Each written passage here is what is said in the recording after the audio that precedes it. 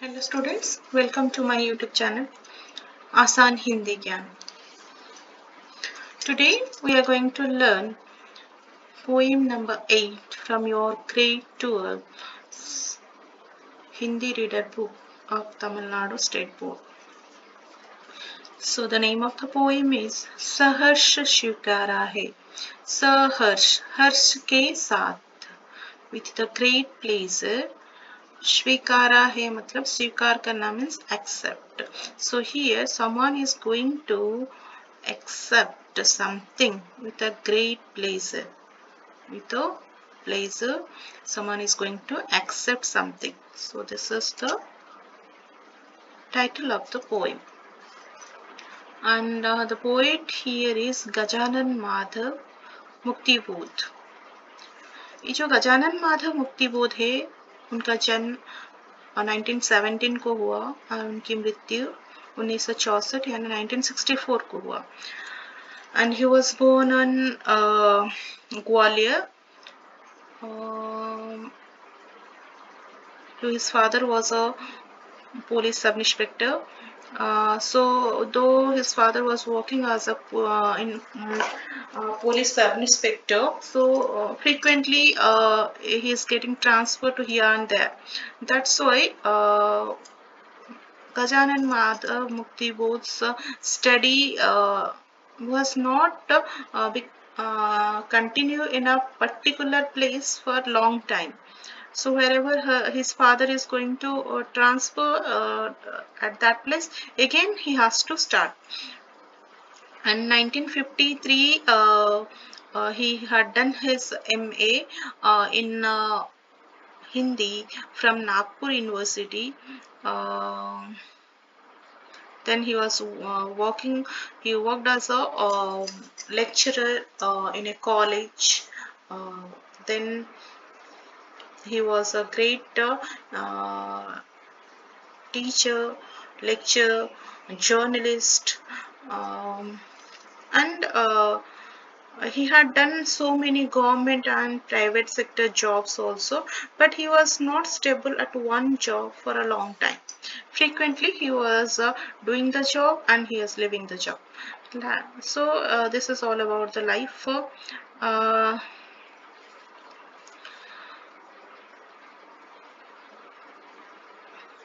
उन्होंने एक पत्रिका का संपादन किया था. अजय द्वारा संपादित तार सप्तक उसका नाम था 1943 को, जिसमें उनकी रचनाएं प्रकाशित हुई थी. और मुक्तिबोध की रचनाओं में जटिल बिंब और प्रतीक, विलक्षण बौद्धिकता, ये सब रहती थी क्योंकि वो बहुत ही टैलेंटेड पर्सन थे. So definitely the way he represent, the way he had written all this things, so it is somehow different. So this is all about your poet.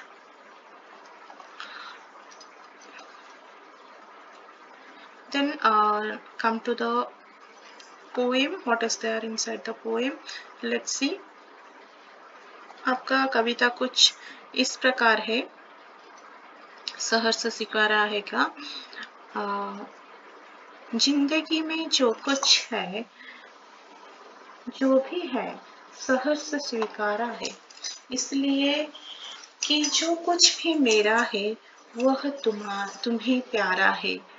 गर्वीली गरीबी ये गंभीर अनुभव सब, यह विचार वैभव सब, दृढ़ता यह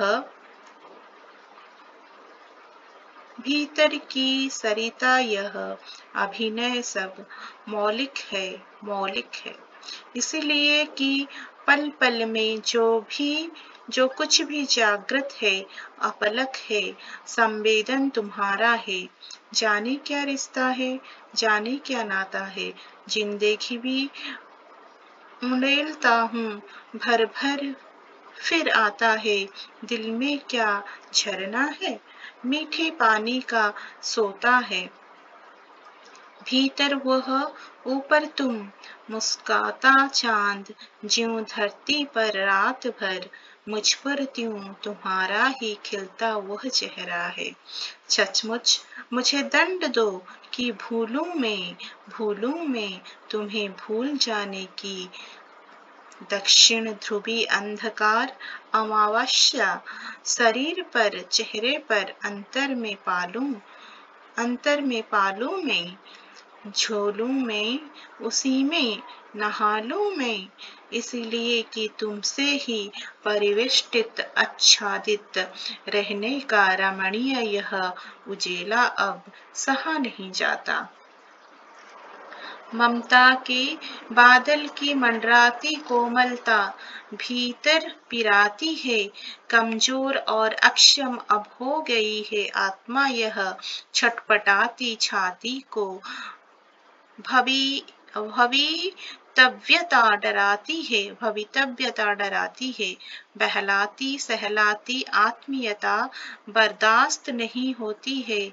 सचमुच मुझे दंड दो कि हो जाऊं पाताली अंधेरी की गुहाओं में, विवरों में, धुएं के बादलों में, बिल्कुल मैं लापता कि वहीं भी तो तुम्हारी ही सहारा है, इसलिए कि जो कुछ भी मेरा है या मेरा जो होता सा लगता है, होता सा संभव है, सभी वह तुम्हारी ही कारण के कार्यों का घेरा है, कार्यों का वैभव है।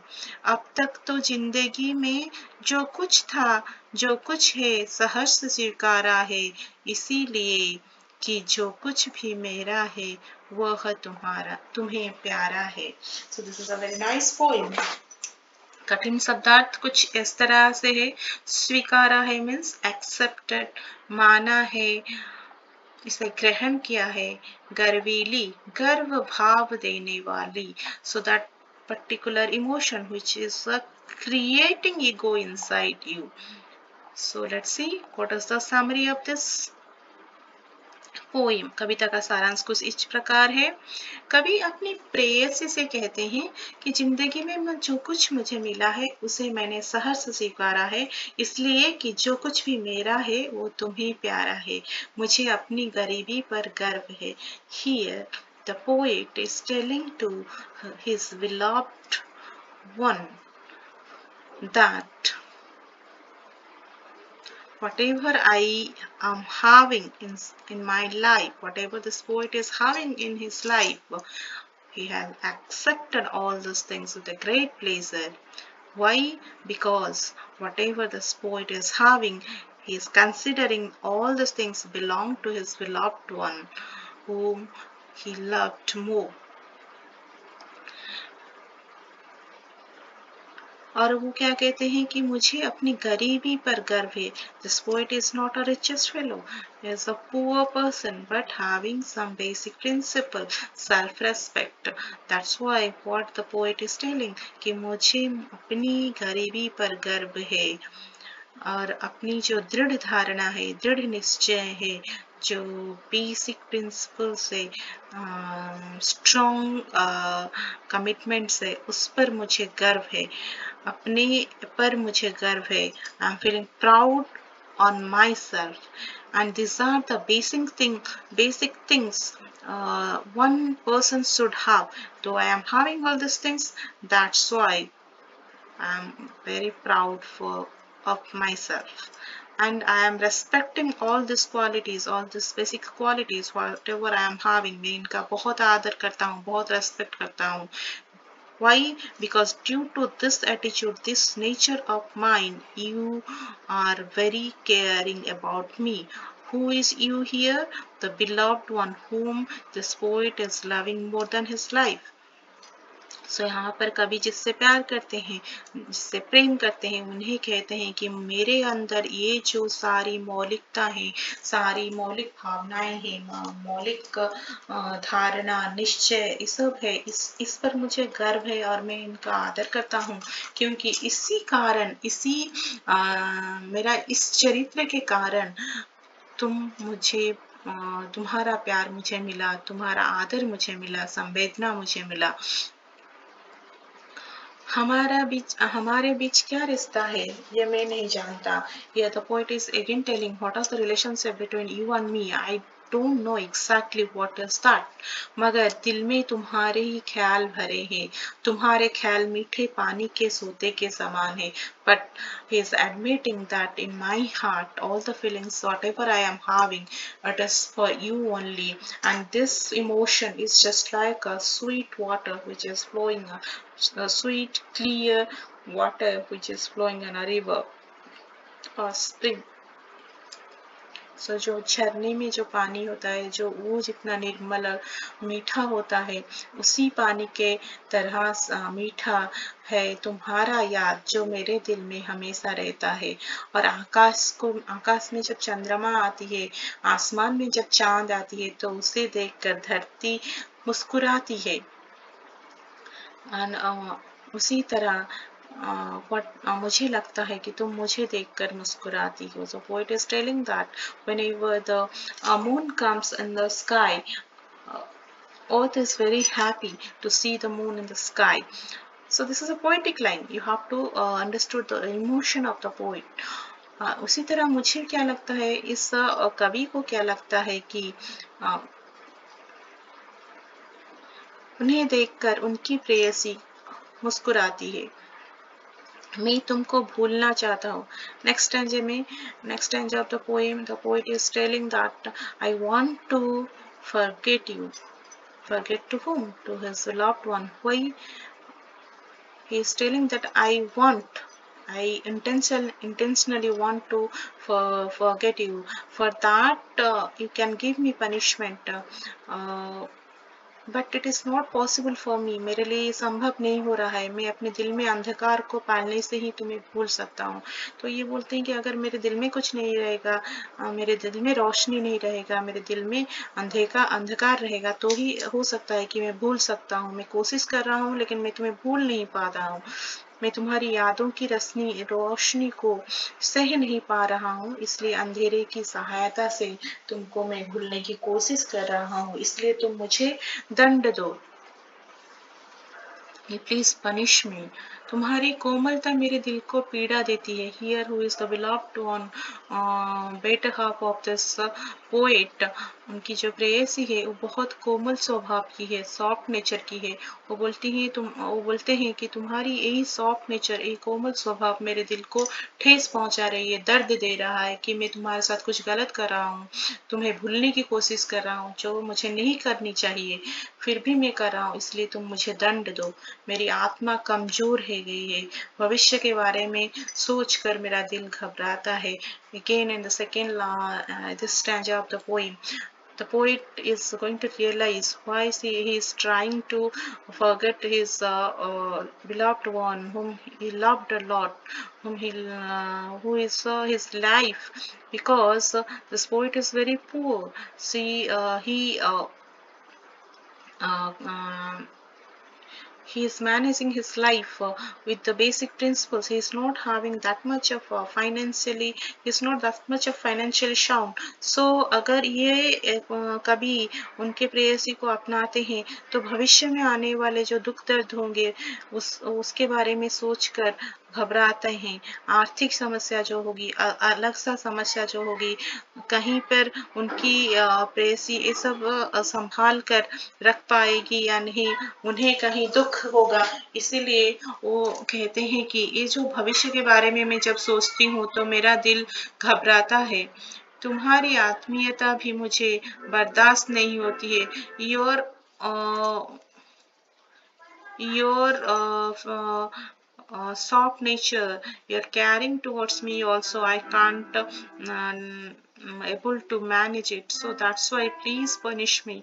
मैं पाताली गुफाओं के अंधेरे में लापता हो जाऊं. मुझे जिंदगी में कुछ भी मिला उसे मैंने सहर्ष स्वीकारा है. जो भी मुझे अपनी जिंदगी में मिला है मैंने उसे बहुत ईमानदारी से स्वीकारा है और खुशी से स्वीकारा है.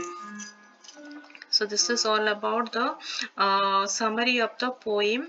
Now come to the question answers. प्रश्नों के उत्तर दीजिए. कवि ने कैसे अपनी कठिन परिस्थितियों को सहर्ष स्वीकारा है? कवि ने कठिन परिस्थितियों को अपने प्रिय की देन मानकर स्वीकारा है.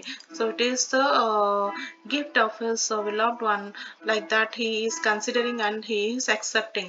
कवि को सहर्ष जीने के लिए कौन कौन से मौलिक गुण मिले हैं? मौलिक गुण means basic qualities what this particular poet is having to lead his life. गरीबी में कभी किसी को कुछ नहीं मांगते. Though this poet is very poor, he never go to somebody for asking something. स्वयं वो खुद को मदद करने वाले लोगों में से है एक. सो उनके अनुभव के कारण उनको विचारों की संपत्ति मिली. विचारों की संपत्ति मिली मतलब जितना जो स्वाभिमान, self respect, dedication, hard working and ये सब जो बेसिक संपत्तियां हैं, खुद के प्रिंसिपल्स होना, जो अपना स्वभाव, कठिन परिस्थिति में भी जो भी परिस्थितियां हो उसमें अटल रहना, ये सारे स्वभाव उनके पास है और उनका ही यही ही एक शक्ति है और संपत्ति है. उनके पास पैसों की संपत्ति नहीं है, लेकिन ये गुणों का जो मौलिक गुण सब आत्मविश्वासी लोगों पर रहना चाहिए, लोगों को रहना चाहिए, वो सब कुछ ये कवि के पास है. इसीलिए कवि ने सहर्ष अपने जीवन को स्वीकारा है इस मौलिक गुणों के साथ और इसमें वे खुशी से रहते हैं. कभी किन बातों को सह नहीं पाता. कभी अपने प्रिय से घिरे और ढके रहने के रमणीय उजाले को सह नहीं पाता है. अपने प्रिय की अपने बिलव्ड वन की केयरिंग को ये सह नहीं पाते हैं. उन्हें एक ये जैसे ब्राइट लाइट की तरह लगता है, जिससे वो जिस रोशनी को वो, जिस उजाले को वो सामना नहीं कर पा रहे हैं. कवि ने किसे सहर्ष स्वीकारा है. कवि ने जीवन में जो भी कुछ पाया है उससे उसके साथ उन्हें उसके साथ रहना पसंद है और उन सारे चीजों को इन्होंने सहर्ष स्वीकारा है. कवि ने हृदय में माधुर्य का झरना कब उमड़ पड़ता है. कवि यह सोचने लगते हैं कि प्रिय और उनके बीच का क्या रिश्ता है, क्या नाता है, तब उनके दिल में माधुर्य की झरना उमड़ पड़ता है. कवि क्यों दंड चाहता है. कवि अपने प्रिय को भूलना चाहता है, इसके लिए वो दंड चाहता है और वो अंधकार के पाताल लोक में जाना चाहता है. अपने शरीर को और चेहरे को भी अंधकारमय करने में वो तुला है, इसीलिए वे दंड चाहते हैं.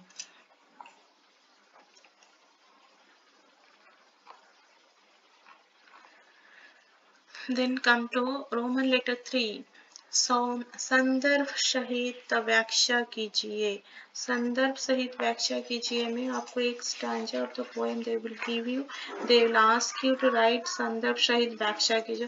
तो संदर्भ सहित व्याख्या में जैसे मैं आपको हमेशा बताती हूँ, संदर्भ में सिर्फ इंट्रोडक्शन लिखना है, ये स्टैंजा पोएम कहाँ से लिया गया है, कौन इसके राइटर है और क्या है इसका जिस्ट. देन व्याख्या ने एक्सप्लेनेशन में आपको पूर्ण रूप से व्याख्या करना है. सो ये पद्यांश आपको लिखना है संदर्भ में. यह पद्यांश सहर्ष स्वीकारा है कि नामक कविता से लिया गया है, जिसके कवि हैं श्री गजानन मुक्तिबोध.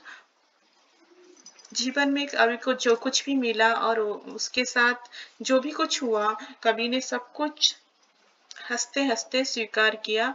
यही इसका मूल उद्देश्य है. तो व्याख्या में आपको लिखना है क्या, गरीब, एक कवि बहुत गरीब थे. गरीब में भी कभी किसी को कहीं पे भी किसी को कुछ भी जाके नहीं मांगते हैं.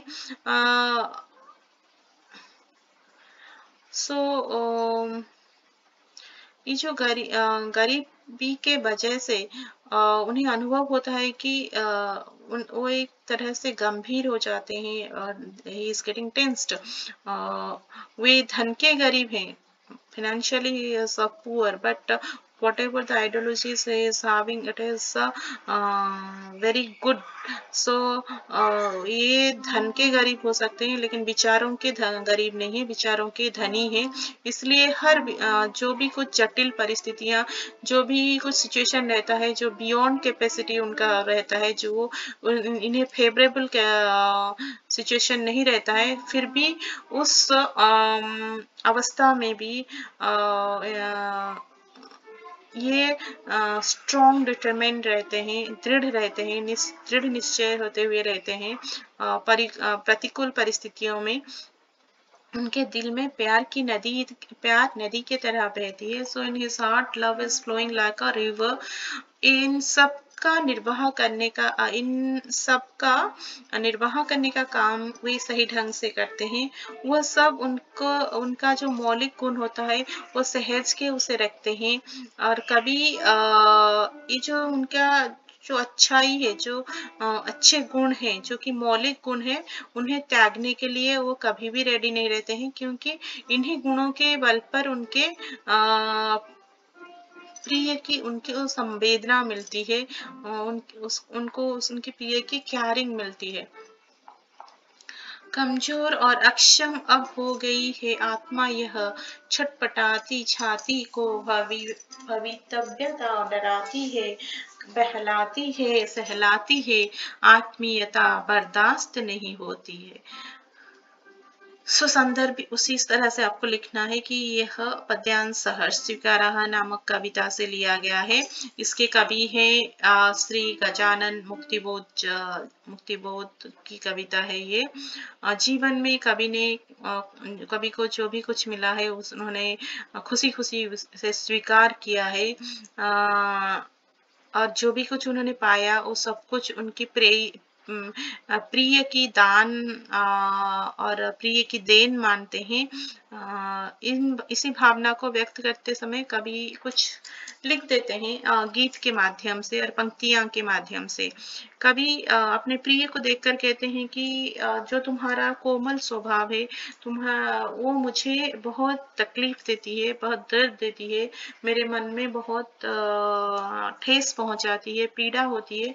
इसलिए क्या हुआ, मैं कमजोर हो गया। I am feeling very weak, not physically, mentally I am feeling very weak. स्वयं मेरी आत्मा भी कमजोर हो गई है। My soul also becoming very weak due to your more caring, more softness towards me। और वो कुछ भी करने के दुख सहने की क्षमता खो चुकी है। इन स्थिति में मेरी छाती छटपटाती है, यह जानकर भविष्य से और भी डराता है। यदि मैं तेरी कोमलता का अनुभव करता हुआ दिल की दृढ़ता खोता रहूंगा तो भविष्य में नालायक रहूंगा। यह विचार आते ही मेरा मन डर जाता है। तुम्हारी अनन्य मित्रता मुझे बहलाती है, सहलाती है, मगर यह आत्मीयता मुझे अयोग्य बना देती है। यह विचार आने से तुम्हारी आत्मीयता मुझसे बर्दाश्त नहीं होती है। तो यहाँ पर कवि का कहना है कि मैंने जीवन में जो भी कुछ पाया वो मेरे प्रिय की देन है, ये मानता हूँ, लेकिन मेरी प्रिय जो मुझसे मुझे सपोर्ट करती हैं, मुझे बहलाती हैं, सहलाती हैं, मुझसे मित्रता करती हैं, उनका ये जो कोमल स्वभाव है, उसी कोमल स्वभाव से मुझे बहुत डर लगता है, क्योंकि उसी कोमल स्वभाव के चलते मेरा दृढ़ मन जो स्ट्रॉन्ग था, जो बहुत सबल था, वो धीरे धीरे दुर्बल होने लगता है। जब दुर्बल हृदय में अगर कोई कुछ